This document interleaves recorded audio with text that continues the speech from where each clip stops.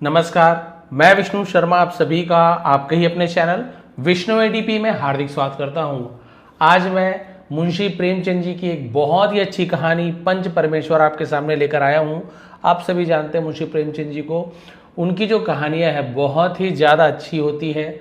उनके तो उपन्यास भी आप सभी ने पढ़ी होगी, जानते होंगे। गोदान के बारे में आपको बहुत पसंद आएगी। स्टोरी में बहुत सारे आपको नए नए वोकेबलरीज मिलने वाले हैं, जिसका सही प्रोनाउंसिएशन करके आपको उसका हिंदी मीनिंग बताऊंगा।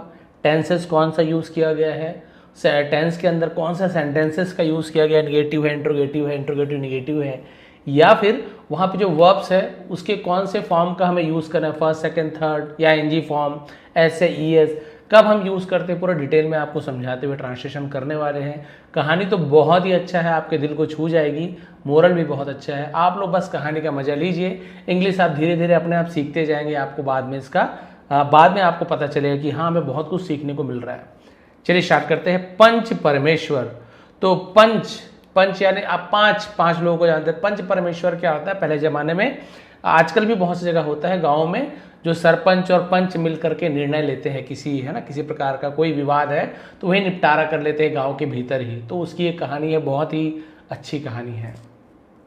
इन अ क्वाइट इंडियन विलेज, एक शांत भारतीय गांव में, तो क्वाइट यानी होता है शांत, लिव्ड रहते थे टू क्लोज फ्रेंड्स, दो घनिष्ठ मित्र। क्लोज यानी बंद भी होता है, और क्लोज यानी बहुत ही ज्यादा जो घनिष्ठ होते हैं उसे हम क्लोज कहते हैं। घनिष्ठ मित्र रहते थे, तो लिव्ड का यूज किया गया। लिव का second form lived. Jumman Shaikh and Algu Chaudhary, नाम सुनिए, एक का नाम जुम्मन शेख और एक का अलगू चौधरी।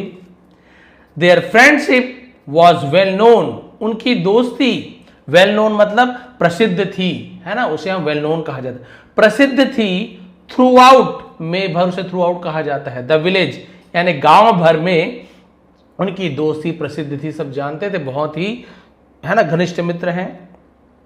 दे ट्रस्टेड ईच अदर डीपली, वे एक दूसरे को गहराई से विश्वास करते थे। अब इसे हम क्या बोल सकते हैं? एक दूसरे पर गहरा भरोसा करते थे, बहुत ज्यादा विश्वास करते थे। And stood by one another in all matter, stood by यानी खड़े रहते थे, है ना, ऑल मैटर सभी मामलों में,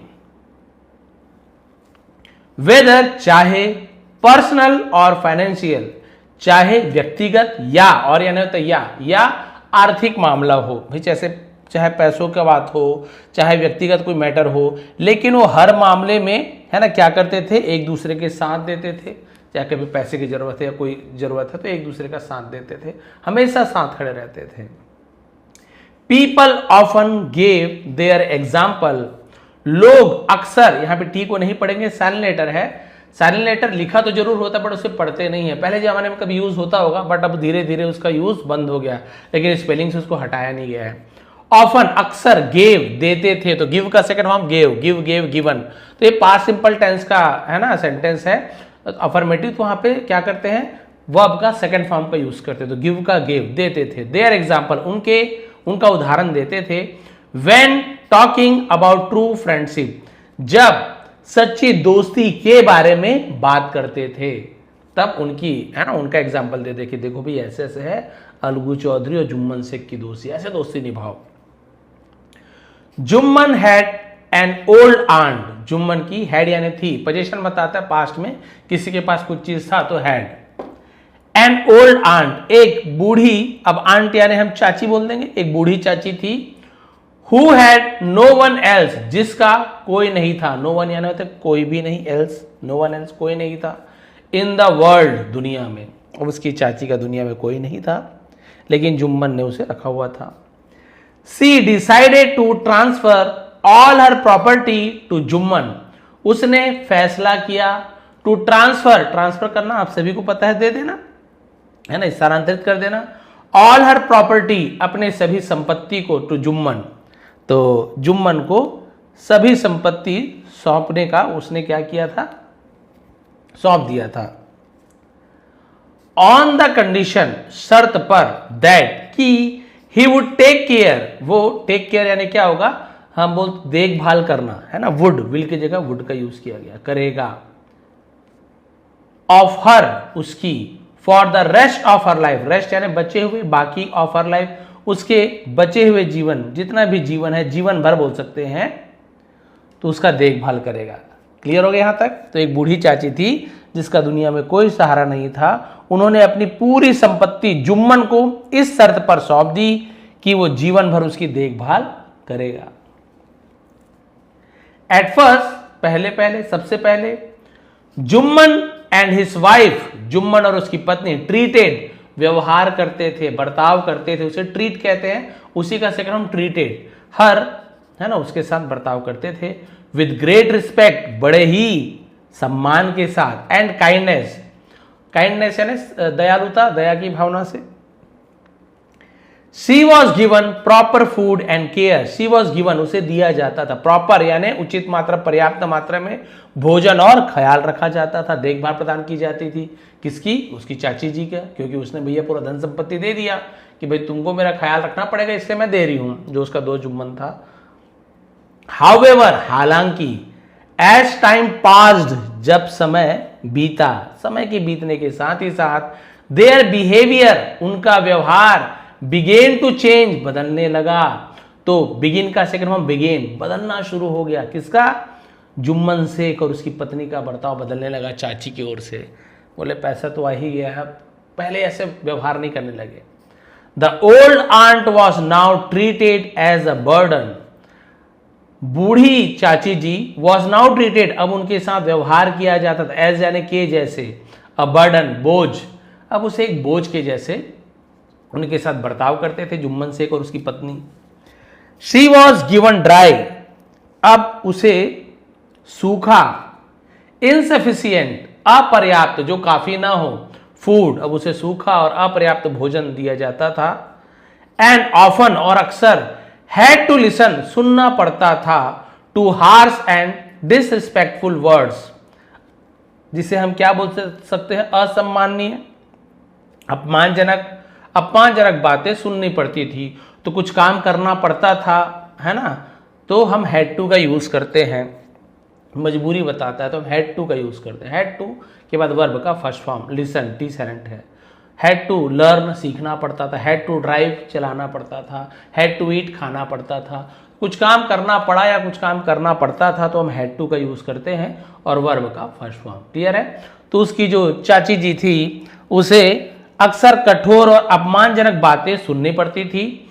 डीपली हर्ट, बड़े ही गहराई से, है ना, दुखी होकर। एंड हेल्पलेस, बेसहारा, या जिसे हम बोल सकते हैं, वही बोल सकते हैं बेबस। She finally spoke to Jumman one day, अब देखिए जुम्मन तो उसका जो भतीजा था, आखिरकार उसने जुम्मन से एक दिन कहा। तो स्पीक का सेकंड फॉर्म क्या होता है? स्पोक। गहरे दुख और बेबसी से भरी हुई उन्होंने आखिरकार एक दिन जुम्मन से बात की। माई सन, मेरे बेटे, सी सेड, उसने कहा, I can not live like this anymore, can not live, नहीं जी सकती, लाइक यानी जैसे, दिस यानी इस प्रकार, एनीमोर यानी और भी, अब मैं और भी ऐसे इस प्रकार से जी नहीं सकती। Please give me a small monthly allowance, है ना, कृपया मुझे छोटा सा महीने का भत्ता दे दो, हर महीने कुछ पैसे दे दो मेरी संपत्ति में से, ताकि मैं अपने हिसाब से खा सकूं, सब कर सकूं। भाई तुम लोग तो ढंग का भोजन भी नहीं करा रहे हो। सो दैट, ताकि ना, सो दैट ताकि, आई कैन मैनेज, मैं मैनेज कर सकूं, प्रबंध कर सकूं, माई ओन एक्सपेंसेस, मेरे खुद के खर्चों का। भाई मुझे कभी कुछ खाने का मन है, कुछ सामान लेना है, तो अब तो तुम लोग पहले से हेल्प नहीं कर पा रहे हो, सेवा नहीं कर पा रहे हो, तो मुझे कुछ महीना का भत्ता दे दो भाई, महीना का। जुम्मन रिप्लाइड रूडली, अब लेकिन वो जुम्मन था, उसने बड़े ही रूखेपन से जवाब दिया। तो रिप्लाई का सेकंड फॉर्म रिप्लाइड, वाई हट गया और आईडी लग गया। वी नेवर प्रॉमिस्ड, हमने कभी नहीं वादा किया था, टू गिव, देने का, यू, आपको, मनी, हमने आपको पैसा देने का कभी वादा नहीं किया था। Do what ever you want, जो तुम्हें करना है कर लो। ये देखिए, विथ नो अदर ऑप्शन, बिना किसी विकल्प के, द ओल्ड आंट, बूढ़ी चाची, डिसाइडेड, फैसला किया, टू सीक जस्टिस, सीक क्या होता है? तलाश करना या फिर मांगना, उसे सीख कहते हैं। न्याय पाने का, न्याय मांगने का फैसला किया कि मुझे तो न्याय चाहिए, मैंने अपना संपत्ति दे दिया और ये मुझे हर महीने पैसे नहीं दे पा रहा है। She went from one person to another, वह वेंट गई, गो वेंट गॉन, तो सेकंड फॉर्म वेंट का यूज करेंगे, सब्जेक्ट के बाद वर्ब का सेकंड फॉर्म है ना, गया, गई, खाता था, जाता था, ऐसे यूज किया जाता है। फ्रॉम यानी से एक व्यक्ति से दूसरे व्यक्ति के पास गई। एंड फाइनली, और आखिरकार, called for a village panchayat, है ना, इसे काउंसिल कहा जाता है। और आखिर में उसने क्या किया, पंचायत परिषद बुला ली, ग्राम पंचायत को बुलाई। पहले वैसे किया जाता था कि पंचायत, है ना, बैठा लिया बढ़िया पेड़ के नीचे, पंच बैठते थे, सरपंच और गांव वाले, और वहीं पे फैसला किया जाता था। द फर्स्ट पंचायत, अब देखिए पहला पंचायत जो है, इसमें दो पंचायत के बारे में है। पहला पंचायत जो कि जुम्मन शेख के बारे में, यहाँ पे क्या हुआ देखिए, बहुत ही अच्छी स्टोरी है। द विलेजर्स गैदर्ड, गांव वाले इकट्ठा हुए। एंड द ओल्ड आंट, और बूढ़ी चाची, प्रेजेंटेड हर केस, अपना पक्ष रखा, अपना मामला को, अपने मुद्दे को सामने रखा कि भाई ऐसी ऐसी बात है।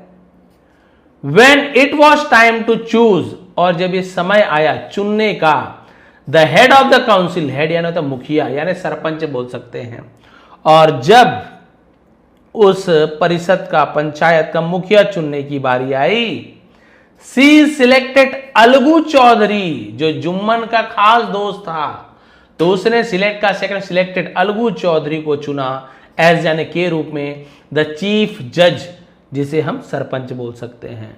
उसने मुख्य न्यायाधीश के रूप में, सरपंच के रूप में उसने उसी अपने बेटे, मतलब चाचा जो उसके भतीजा था जुम्मन शेख, उसका खास दोस्त अलगू चौधरी को चुन लिया। भाई सीधी सी बात है, वो तो उसका खास दोस्त है। अब क्या होने वाला निर्णय, सभी को लगा अरे खास दोस्त को तुमने सरपंच बना लिया है, अब क्या ही होगा। चलिए देखते हैं अब क्या हुआ। Everyone was surprised, सभी हैरान थे, एज क्योंकि अलगू वॉज जुम्मन्स क्लोजेस्ट फ्रेंड, सबसे अधिक करीबी दोस्त था। कौन, अलगू जुम्मन का, तो आप सभी को पता है। जुम्मन फेल्ट कॉन्फिडेंट, और जुम्मन को फेल्ट, फील का सेकंड फेल्ट होता है, उसे पूरा भरोसा था दैट कि his friend would support him, कि उसका दोस्त उसका, है ना, सहयोग करेगा। उसे लगा कि मेरा दोस्त तो मेरा ही साथ देगा, मेरे ही पक्ष में निर्णय होगा, वाह मेरे लिए तो बहुत बढ़िया हो गया। चाची ने तो अपने पैर पर ही कुल्हाड़ी मार ली। हाउएवर, हालांकि, when Algu sat on the seat of justice, जब अलगू उस न्याय की कुर्सी पर बैठा, उस न्यायपीठ पर जैसे ही उसका दोस्त अलगू बैठा, ही रियलाइज्ड, उसे एहसास हुआ दैट कि he was no longer just a friend, वो अब केवल एक मित्र नहीं रहे।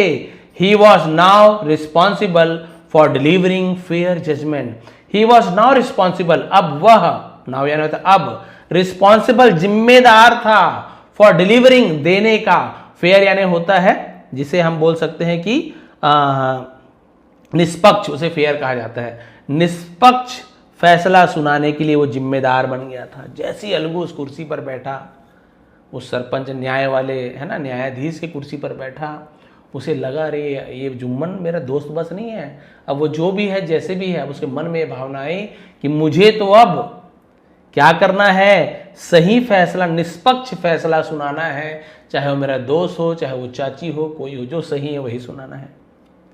He listened carefully to both sides, उसने बड़े ही ध्यान से, है ना, दोनों पक्षों को सुना।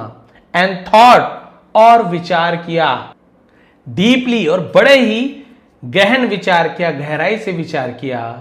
फाइनली, आखिरकार, ही अनाउंस्ड हिज डिसीजन, उसने अपना फैसला सुनाया, घोषणा की। चलिए देखते हैं अलगू ने आखिर क्या फैसला सुनाया। Jumman, you must either take proper care of your aunt or provided her with a monthly allowance। ये देखिए जुम्मन, you must यानी तुम्हें कुछ करना ही होगा, तब हम must का यूज करते हैं।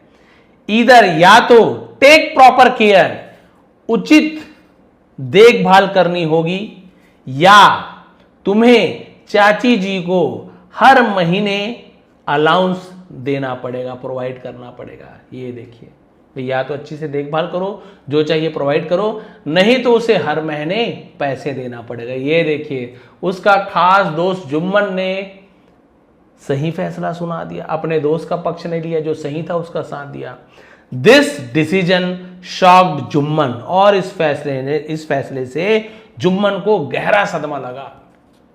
उसे तो लगा था मेरा खास दोस्त है, तो मेरा ही पक्ष लेगा, लेकिन ये क्या कर रहा है। He felt betrayed and hurt. Betrayed का मतलब क्या होता है, जिसे हम बोलते हैं धोखा। उसे धोखा महसूस हुआ और दुख हुआ। फ्रॉम दैट डे ऑन, और उस दिन से देयर स्ट्रॉन्ग फ्रेंडशिप, उनकी जो मजबूत दोस्ती थी, टर्न बदल गई इनटू बिटरनेस, कड़वाहट में बदल गई। उस दिन से जिसका सब उदाहरण देते थे ना, अब कड़वाहट में बदल गई कि कैसा दोस्त था मेरा तूने तो मेरे उल्टा, मेरे विरोध में तुमने फैसला सुना दिया। The second panchayat a few months later, अब जो दूसरा पंचायत था वो कुछ महीने बाद था। Algu Chaudhary found himself in trouble, अब जो अलगू चौधरी था उसने अपने आप को एक मुसीबत में पाया। He had sold his bull to a man named Samjhu Sahu. He had sold, उसने बेचा था, पास्ट परफेक्ट टेंस है, हैड के बाद सेल का थर्ड फॉर्म सोल्ड, सेकंड भी होता है सोल्ड, थर्ड भी होता है सोल्ड। ही हैड सोल्ड, उसने बेच दिया था, हिज बुल, अपने बैल को, टू अ मैन, एक व्यक्ति को, नेम, जिसका नाम था समझू साहू। अब वो जो देखिए उस समय जो हेड बना था उसका दोस्त है ना, कौन, इसका जो दोस्त था अलगू चौधरी, जिसने जुम्मन के खिलाफ फैसला सुनाया था। अब तो इसकी बारी आ गई, अब अलगू चौधरी देखो फंसने वाला है, अब क्या होगा। उसने एक समझू साहू नाम के एक आदमी को बैल बेचा। द बुल वॉज ओल्ड, तो जो बैल था बूढ़ा था, but still capable of work, लेकिन अभी भी काम करने में सक्षम था। हाउएवर, हालांकि, समझू ओवरवर्क द एनिमल, वो जो समझू था जो जानवर को खरीदा था, ओवरवर्क यानी ज्यादा काम कराता था जानवरों से। And soon the bull died, और जल्दी ही वो जो बैल थे वो मर गए। वो बैल जो था वो मर गया, जिसको उसने अलगू चौधरी से लिया था, बैल मर गया।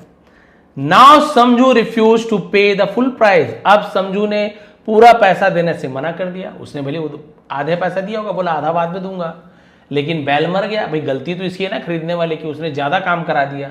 बूढ़े जरूर थे लेकिन इतने कमजोर नहीं थे, ओवरवर्क कराता था और मर गया। अब ये बोल रहा नहीं तुमने बीमार बैल दिया था, वो मर गया, मैं फुल प्राइस नहीं दूंगा। Claiming that the bull had been weak, ये क्लेम, दावा करते हुए कि जो बैल थे वो कमजोर हो चुके थे।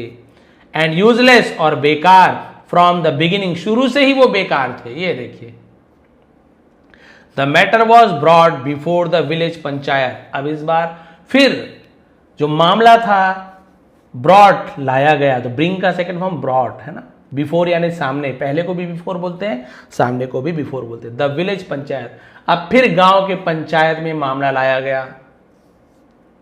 दिस टाइम, इस बार, Jumman Sheikh was chosen as the head, अब इस बार जो अलगू चौधरी वो जो साहू था उसने क्या किया, समझू साहू तो जानता था, अरे ये तो इसका खास दुश्मन है, कौन, इसका जो दोस्त था जुम्मन से, ये तो इसका खास दुश्मन है, इसी को ही मैं चुनता हूं मुखिया के रूप में, और खड़े खड़े ही फैसला हो जाएगा। और वैसे भी जुम्मन तो वैसे भी नाराज था ही था, कब बदले का मौका मिले। तो क्या किया अलगू साहू ने, उसने क्या किया, सीधा सीधा समझू साहू ने जुम्मन को ही पंचायत का हेड बना दिया, मुखिया बना दिया कि भाई आप ही निर्णय लोगे। Was chosen as a head, उसे मुखिया के रूप में चुना गया, सरपंच के रूप में चुना गया कि आपको फैसला करना है।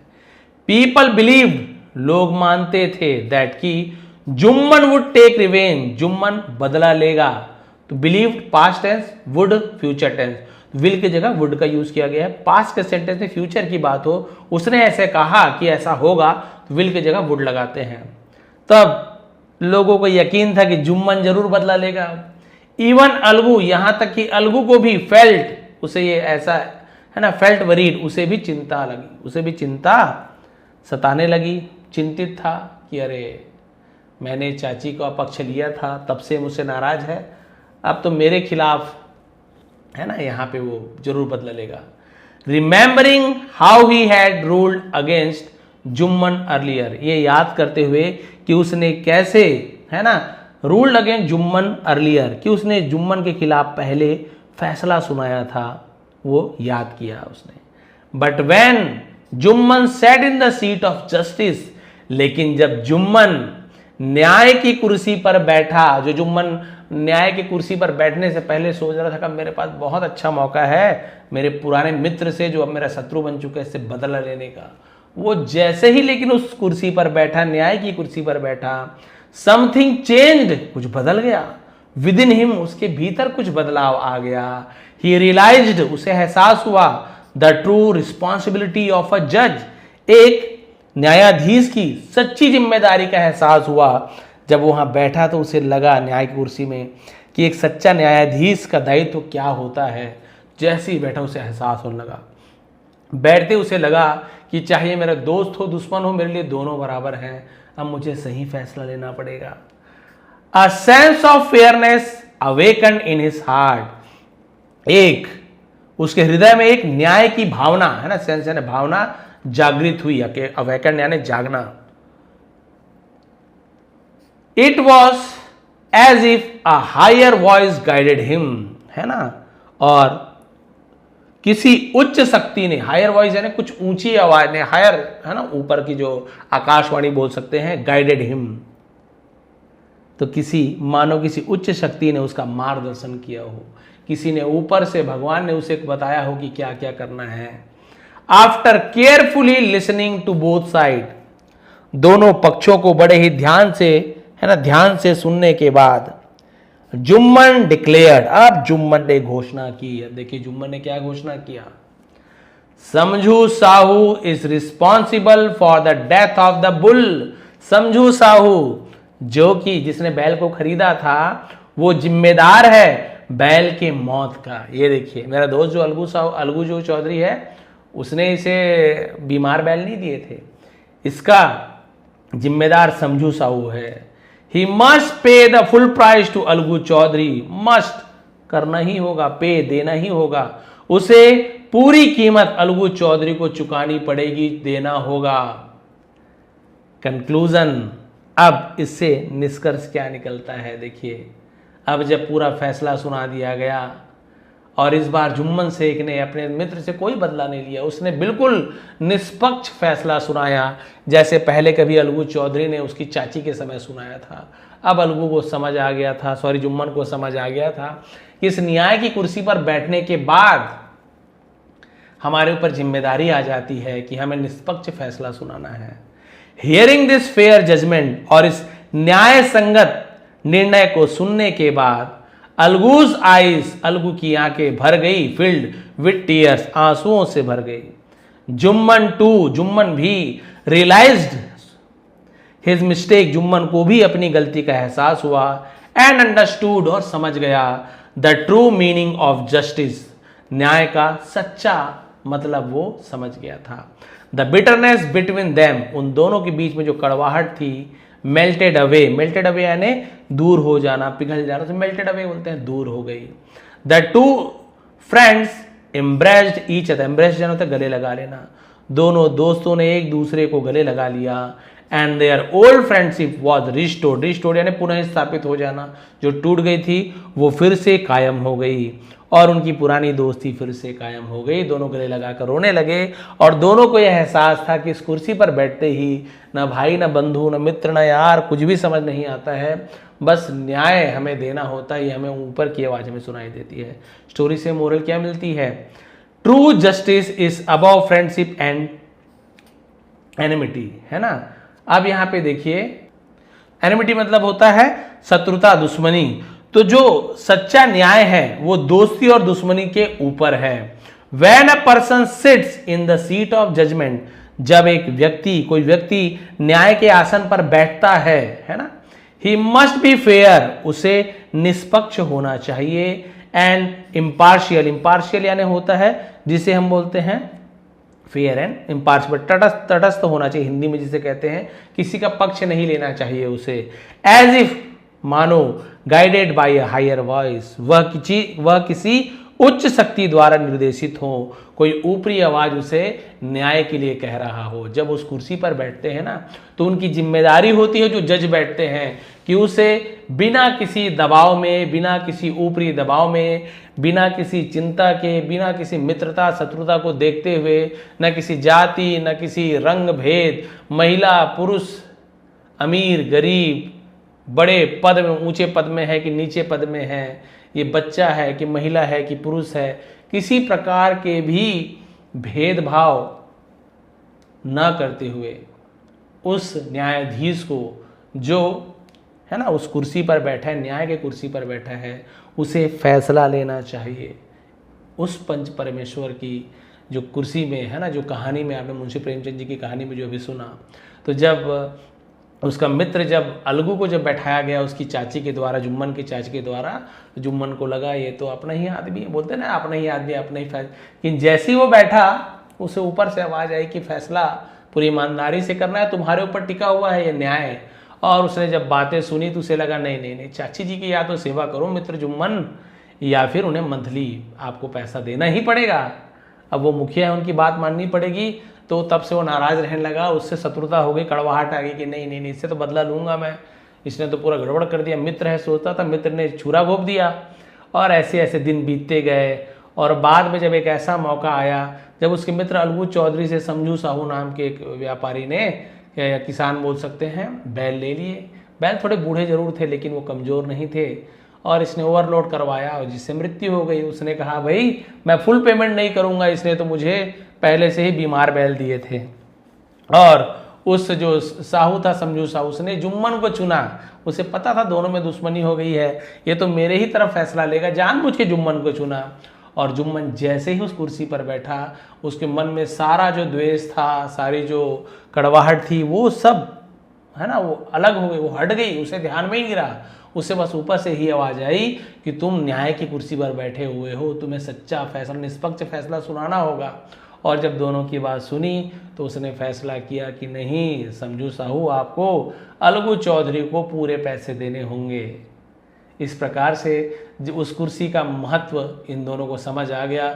जुम्मन को भी समझ आ गया कि यहाँ पे तुम्हारी फॉल्ट नहीं थी, तुमने जो सही था वही किया, मुझे लगा तुमने मुझे धोखा दिया। लेकिन जब मैं इस न्याय की कुर्सी पर बैठा, तब मुझे समझ आया कि ये पंच परमेश्वर है, यहाँ पे ईश्वर का वास होता है, वो सही न्याय करते हैं। ऐसा होना भी चाहिए। केवल पंचायत की बात नहीं है, आप चाहे किसी भी प्रकार का निर्णय कभी भी आपको लेना हो, या हमारे न्यायाधीश जो रहते हैं, जो उच्च है ना पदों पर आसीन हैं, न्यायमूर्ति हैं, उन्हें भी यही करने की ट्रेनिंग भी मिलती है, प्रशिक्षण भी मिलती है, यही उन्हें समझाया भी जाता है। लेकिन कई बार हमें ऐसा लगता है कि है ना, हमें कई बार ऐसा लगता है, कई ऐसे निर्णय भी होते हैं कि लगता है कि ये निष्पक्ष नहीं है, हमें ऐसा लगता है कि ये फैसला सही नहीं सुनाया गया है।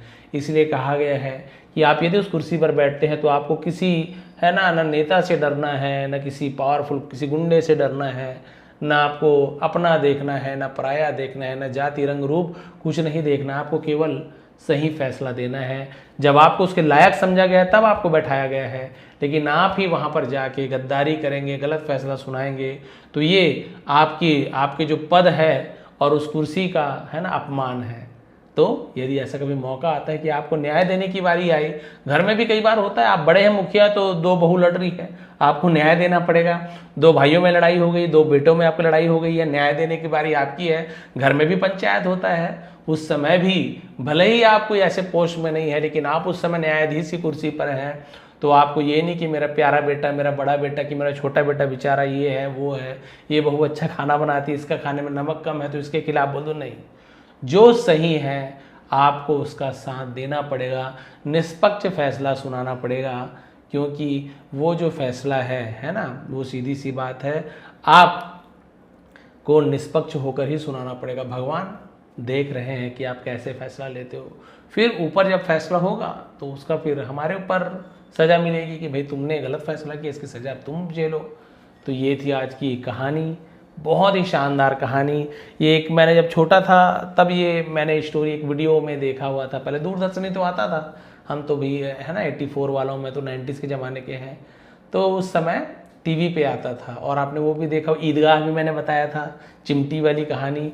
तो ये बहुत ही मार्मिक और बहुत ही अच्छी अच्छी कहानियाँ मुंशी प्रेमचंद जी के द्वारा लिखी गई है। और भी बहुत सारे हमारे लेखक हैं, उनकी कहानियाँ भी लेकर आऊँगा। और इंग्लिश तो हम ऐसे सीखते ही रहेंगे, साथ ही साथ हमारे जो मोरल से हमारे जीवन में थोड़ी भी सुधार आए, वो भी बहुत बड़ी बात है। ये थी आज की स्टोरी। और यदि आपको बिल्कुल इंग्लिश सीखनी है बारीकी से, सर ए को कैसे पढ़े, बी को कैसे पढ़े, प्रोनाउंसिएशन कैसे किया जाता है, ग्रामर क्या है, टेंसेस कैसे सीखें, है ना, कब कब हमें आईएनजी कैसे लगाए, आईएनजी लगाने का रूल क्या है, सेकंड फॉर्म बनाने का रूल क्या है, तो ये सभी चीज़ मैंने डे 1 से लेके एडवांस लेवल तक मैंने बनाई है। लगभग 80 वीडियो है, और भी वीडियो ला रहा हूँ मैं। तो आप लोग मेंबरशिप ज्वाइन कर सकते हैं। मेरे चैनल में जाएंगे, सब्सक्राइब बटन के बगल में आपको ज्वाइन बटन मिल जाएगा, यहाँ पे क्लिक करते ही आप ज्वाइन कर लेंगे। और उसके बाद आपको वहाँ पर प्लेलिस्ट भी मिल रहा होगा, मेरे वीडियो में आप देख सकते हैं, बिगिनर लेवल, एडवांस लेवल, दोनों ही आप एक्सेस कर सकते हो, दोनों ही पूरी वीडियो को आप आराम से देख सकते हो। तो प्लीज़ आप ज्वाइन कर सकते हैं। आप सभी का बहुत बहुत धन्यवाद। आपका दिन शुभ रहे। इसका पीडीएफ भी नीचे डिस्क्रिप्शन में लिंक है टेलीग्राम का, वहाँ जाइए, ज्वाइन हो जाइए, फ्री में इसका पीडीएफ आपको मिल जाएगा। आप सभी का बहुत बहुत धन्यवाद। आपका दिन शुभ रहे।